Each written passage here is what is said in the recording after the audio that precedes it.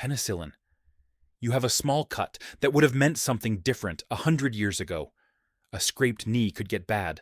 A fever that follows could spread. People worried it would not stop. Before this discovery, routine infections killed and maimed. Simple wounds could become slow battles. A cough could turn into something that a doctor could not fix. That is the real world this story starts in. A scientist in a cluttered London lab noticed something odd. He was leaving his workbench one day and saw a petri dish he had forgotten. In the middle of the plate, bacteria were dead in a neat circle.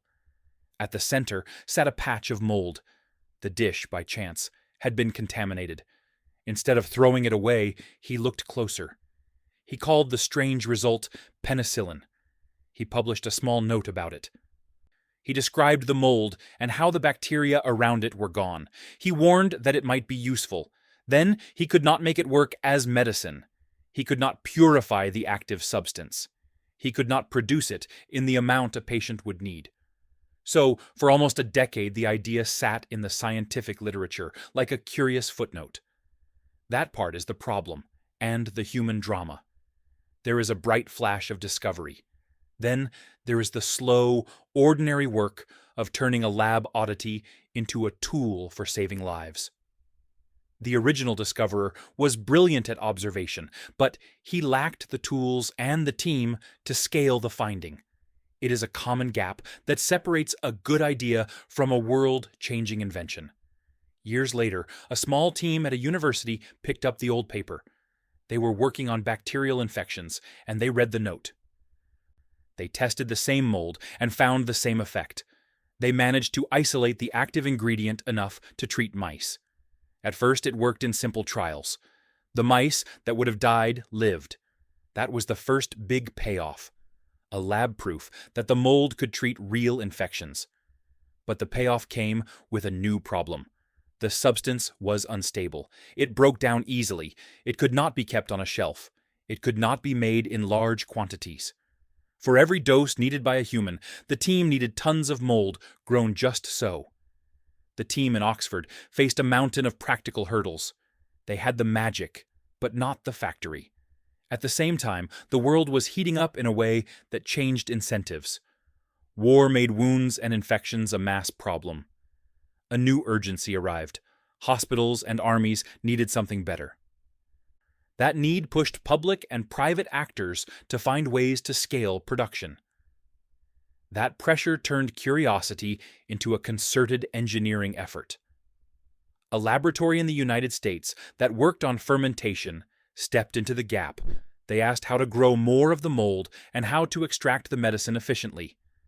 They experimented with large tanks, with different strains, and with feeding the molds new foods to boost output. A breakthrough came when they learned to use deep fermentation methods. This meant letting the mold grow in large vats, while engineers controlled oxygen and nutrients. Production jumped by orders of magnitude. Once they could make enough, distribution became the next hurdle. Hospitals needed a supply chain. Packaging had to keep the medicine from degrading. Doctors needed dosing guidelines. Scientists refined the extract so that it could be given safely to patients. Each step was a separate tiny invention, disguised as process work. None of it was glamorous, but together they turned a chance observation into a medicine that could be delivered to a field hospital overseas. That is the arc that matters. A lucky observation in a messy lab. A decade of delay while the world moved on, then a coordinated push that solved practical problems one at a time. The result was dramatic. Wounds that had once meant long suffering suddenly had a defense. Infection rates dropped. Mortality in wounded soldiers fell. Lives that would have been lost were saved. Pacemaker. Your heart skips a beat. Your vision blurs. Someone calls for help, and the room spins slow and loud in your ears. Not long ago, a heartbeat that faltered like that could leave you dead or barely alive. Doctors had only their hands and drugs and prayers for emergencies. Then a quiet group of engineers and physicians began to try something different. They tried to talk to the heart with electricity. An Australian doctor in the 1920s had already shown that electrical pulses could restart a tiny heart in a baby. He did not patent his idea. He wanted to help. A few years later, an American cardiologist built a crude machine and talked about an artificial heart helper. The idea floated in the medical world, but it did not stick. Fast forward to the late 1940s. A Canadian engineer working with a cardiac surgeon wanted to slow the heart for operations. Cooling the body worked to calm the heart, but it made restarting the organ tricky. The team needed a reliable way to cause the heart to contract while the body was chilled. The engineer found that repeated short electrical pulses could do the job. He built a device that looked like a small radio. It used tube-based electronics. Wires ran from the box into the chest where electrodes touched the heart. The device sent pulses that coaxed the muscle to beat in a steady rhythm. It saved patients during experimental surgeries. That early victory was powerful and blunt.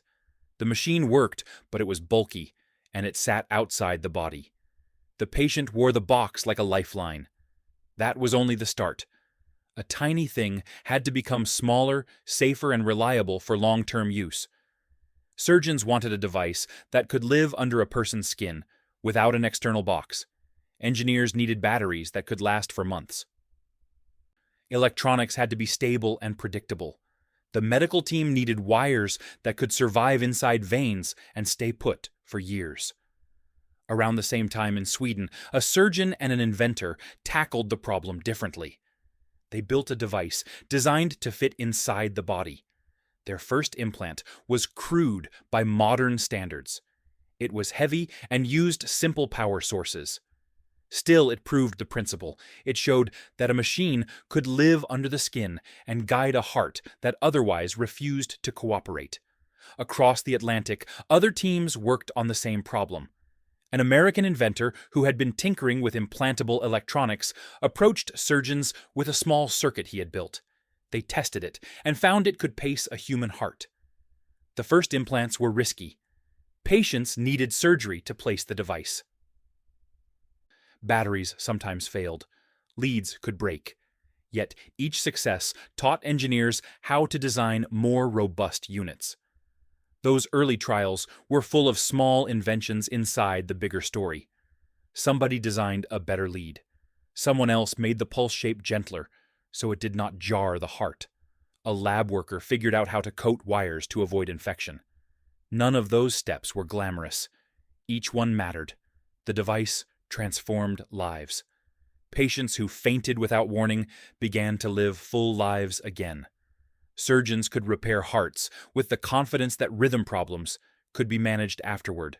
The world watched as a once impossible idea became real medicine. Microwave oven. You press a button to warm last night's dinner and a soft hum begins. The heat is quick. The plate comes out hot.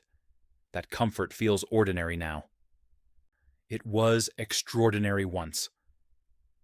A self-taught engineer working on radar noticed something strange. He was in a lab with a magnetron, a vacuum tube that produced microwaves used to detect aircraft. A candy bar in his pocket had melted. It was a small human detail in a big technical workshop. He paused and tested popcorn. The kernels popped in front of the tube. He put an egg near the source, and the egg exploded. Those odd experiments turned a curious moment into a question worth following. He did not ignore the moment. He built a metal box to contain the waves so the experiments would be safe. He stood food inside the box and watched how quickly it warmed. That simple container was the first practical step. It turned a messy lab trick into an idea that could be used for cooking. At first, the device was enormous. The first commercial unit was named Radar Range. It was heavy and huge. It weighed about 750 pounds and stood nearly 6 feet tall. It belonged in restaurants and on ships, not on a kitchen counter. That bulky size hid the invention from ordinary homes. People also feared it. The word radar sounded like military hardware. The public worried about invisible waves and safety. Early demonstrations were dramatic and messy. An egg exploded on stage and made headlines. That spectacle created both fascination and fear. The device had to prove it was safe before anyone would trust it in a home. The technical hurdles were just as real. The magnetron produced powerful waves, but controlling them for cooking required careful design. Engineers had to learn how to direct the energy inside a box so food heated evenly.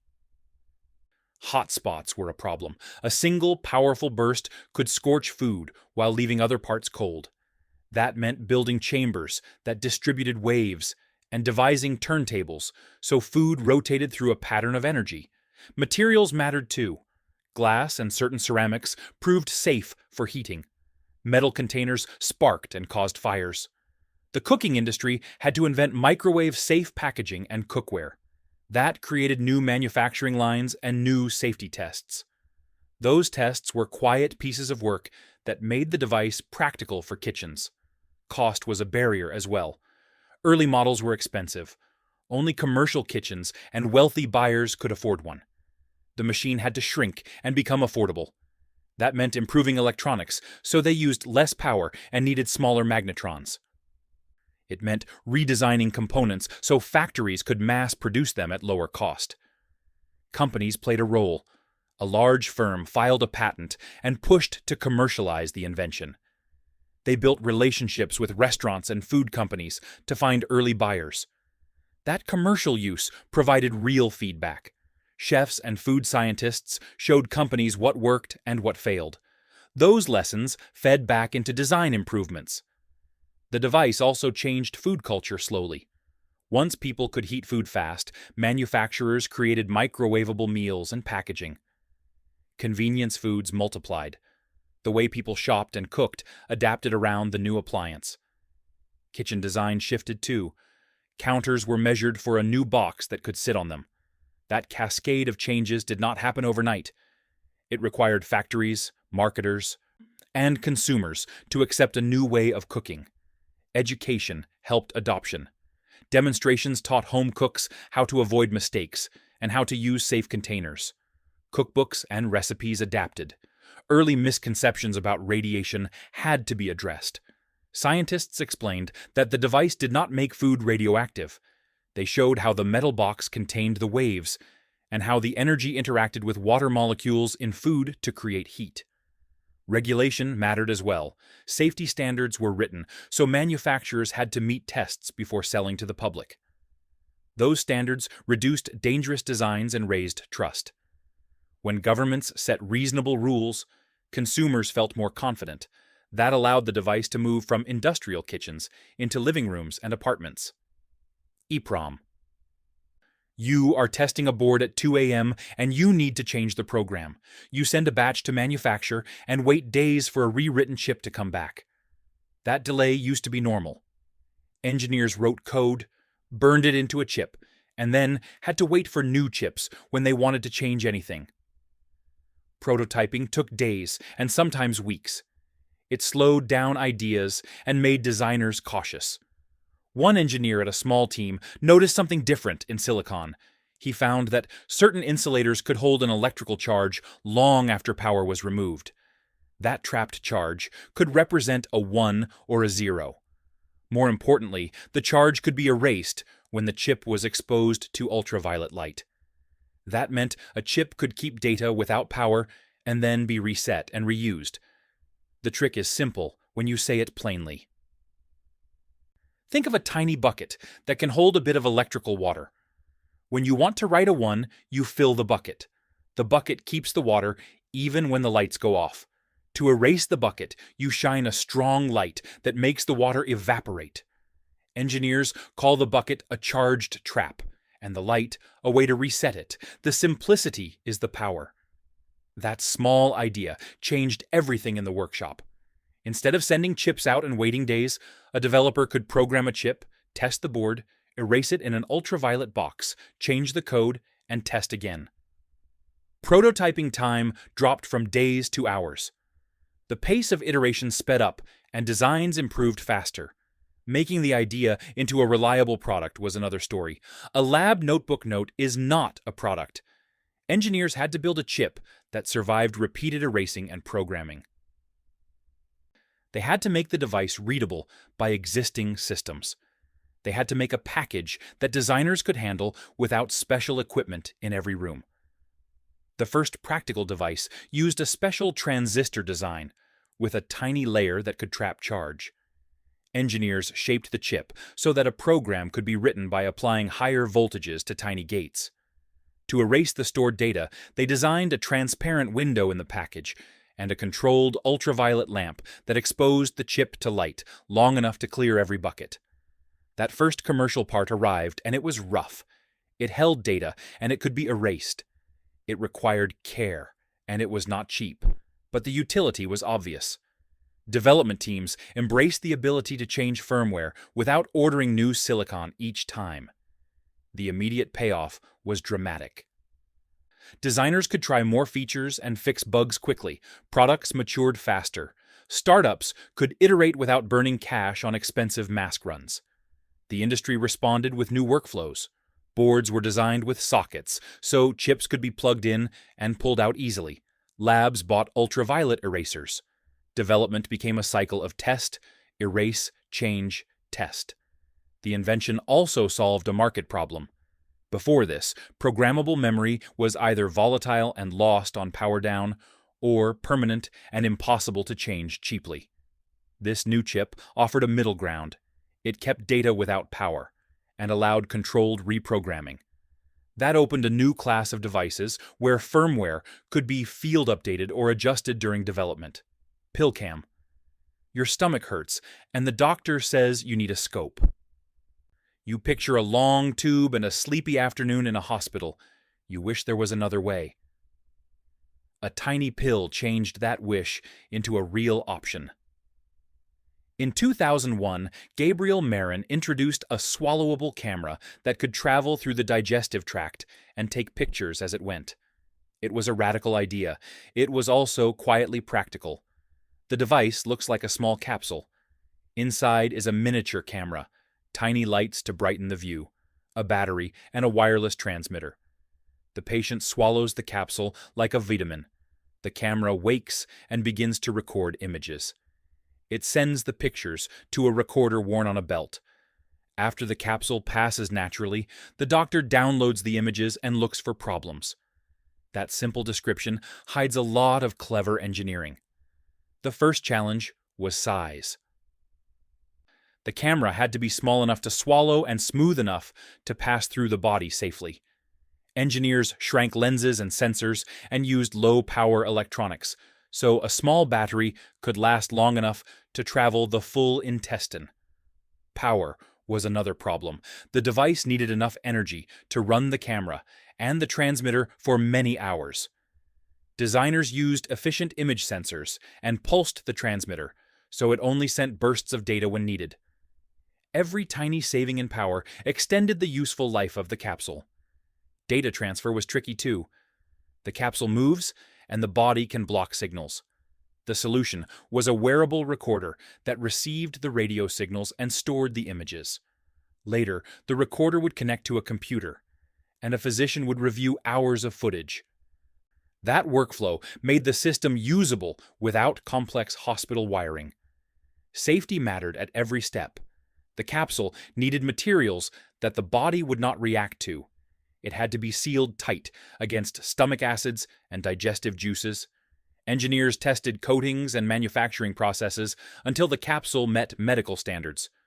Hospitals required proof of safety before using the device on patients. The clinical payoff arrived fast. The small intestine is hard to reach with traditional scopes. Many bleeding sites and early tumors hide there. When the capsule can pass through and take pictures, doctors suddenly had a view that was previously missing. Patients who had repeated unexplained bleeding finally showed where the problem was. The first trials showed clear wins.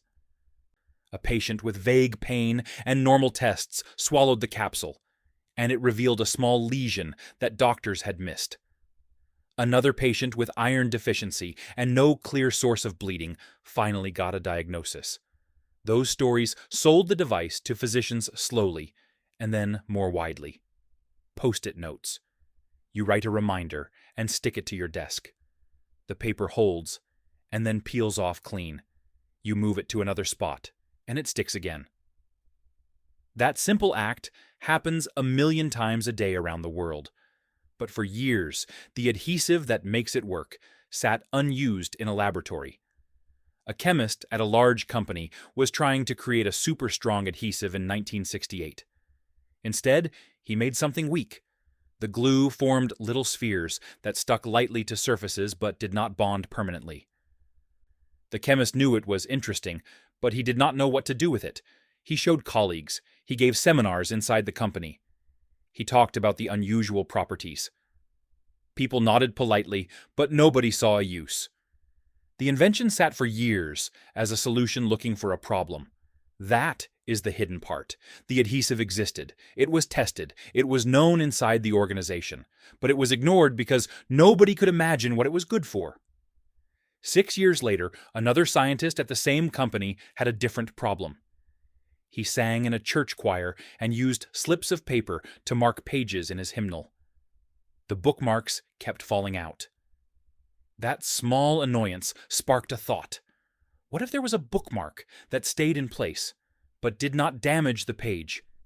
He remembered the weak adhesive from the old seminar. He tried coating paper with the spheres of glue. The bookmark held, and it came off without tearing. That was the moment when a forgotten material found its purpose. Even then, the path was slow. The company was unsure. Early tests in offices showed mixed reactions. Some people loved the idea. Others did not see the point. Marketing struggled to explain why anyone would want sticky notes when regular paper and tape worked fine. A breakthrough came when the company gave away samples in a single city.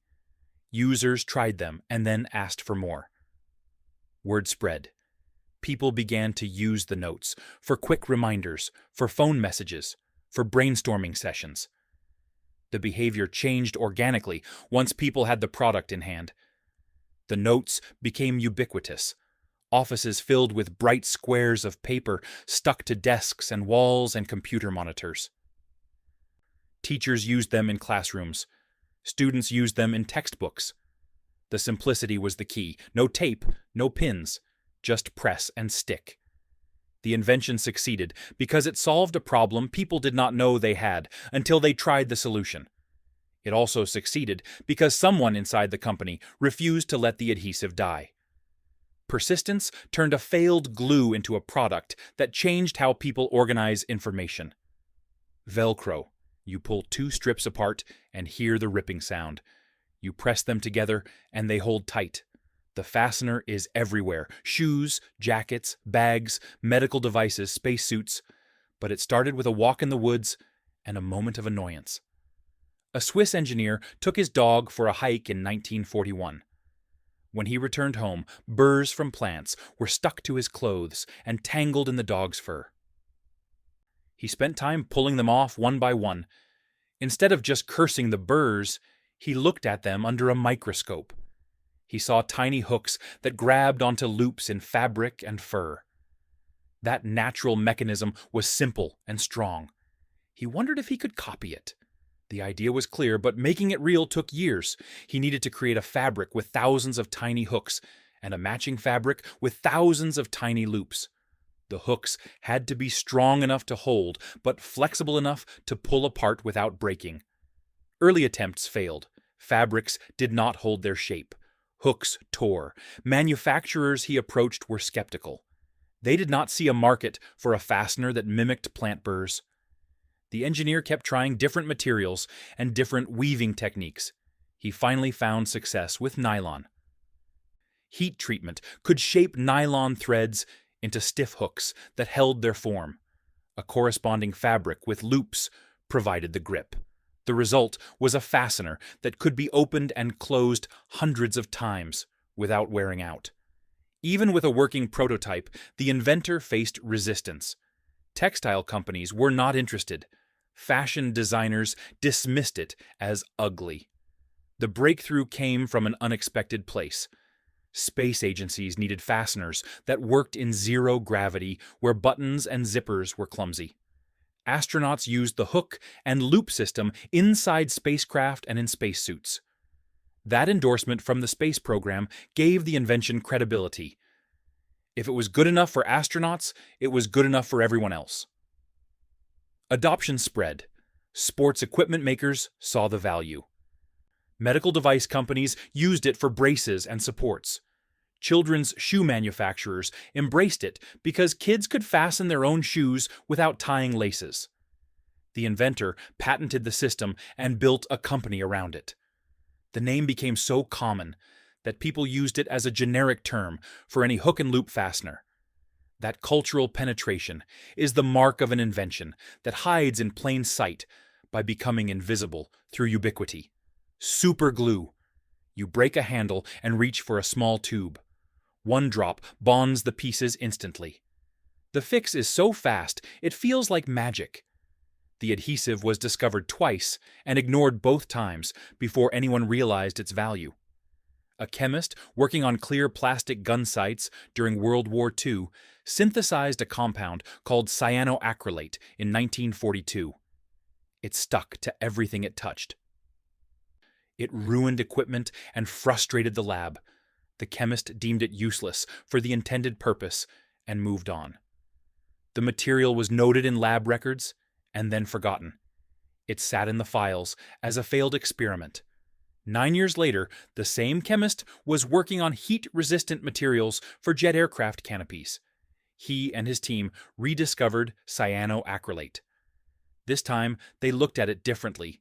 They realized the instant bonding was not a flaw. It was a feature. They tested the adhesive on different materials. It bonded metal, plastic, rubber, and skin almost immediately.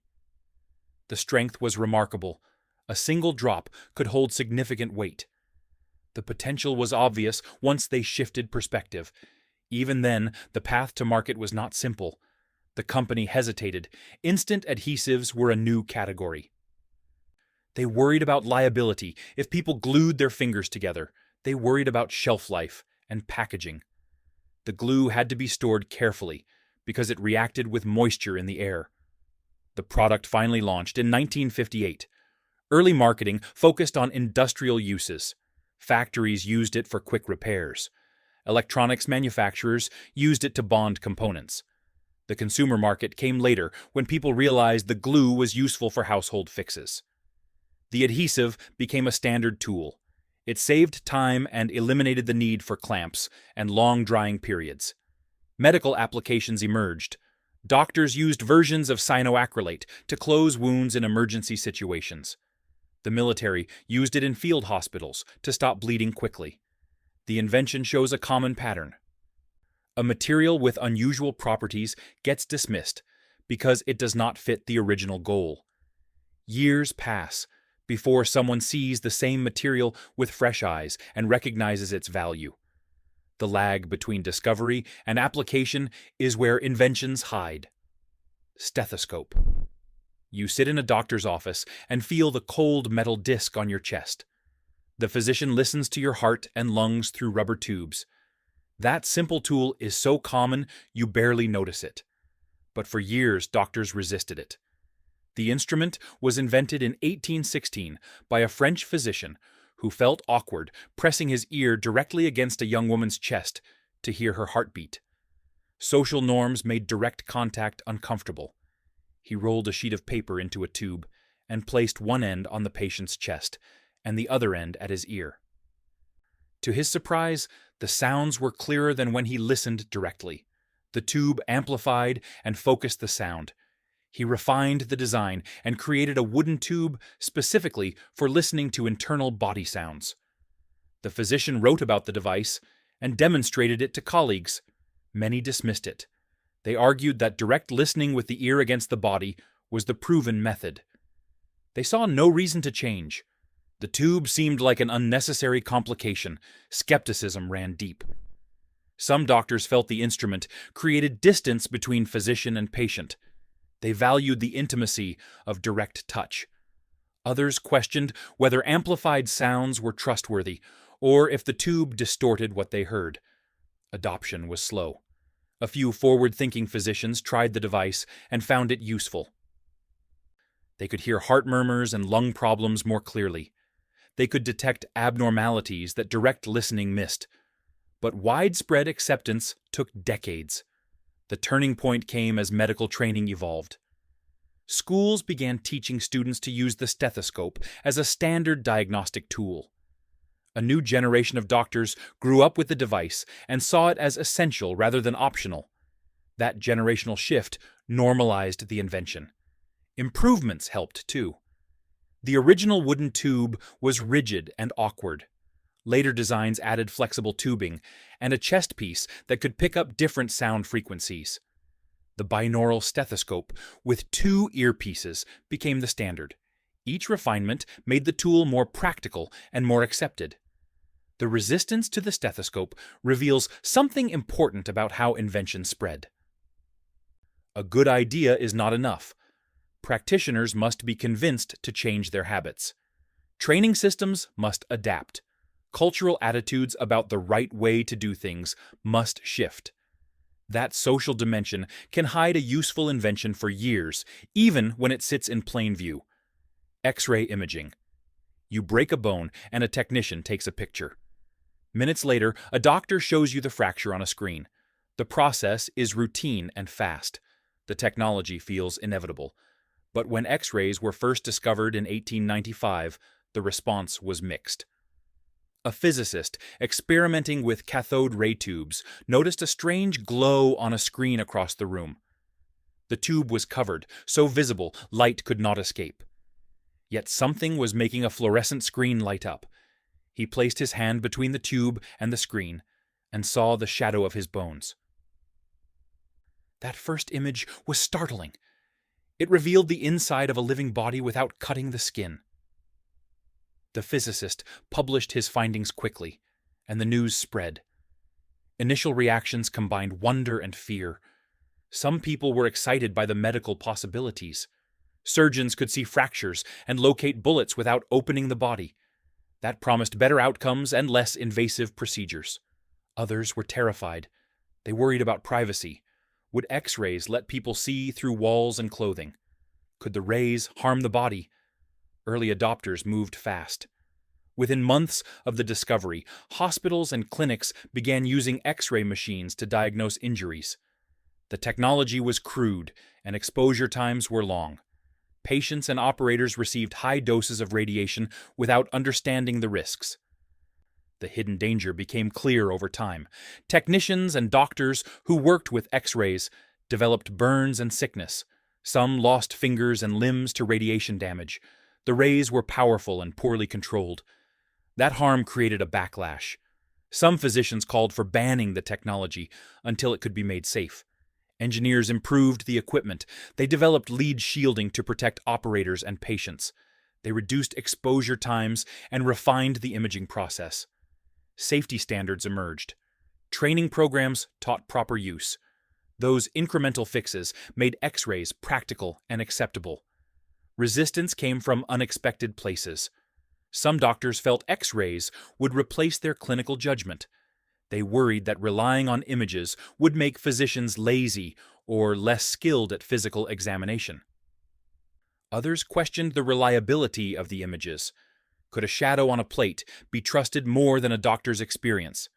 Acceptance grew as evidence accumulated. X-rays revealed conditions that clinical exams missed.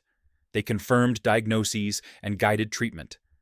A generation of medical students trained with the technology and integrated it into standard practice. Resistance faded as familiarity grew. The broader lesson is about perception and timing. A powerful technology was discovered and demonstrated immediately, yet it took decades to become truly routine. Safety had to improve. Cultural attitudes had to shift. Training systems had to adapt. The invention was visible from the start, but it was hidden from widespread use by practical and social barriers. How many other technologies sit at that edge today? Visible in labs and demonstrations, but held back by concerns about safety, cost, or cultural acceptance. The answer shapes which inventions move from curiosity to common tool, and which remain footnotes in the history of science.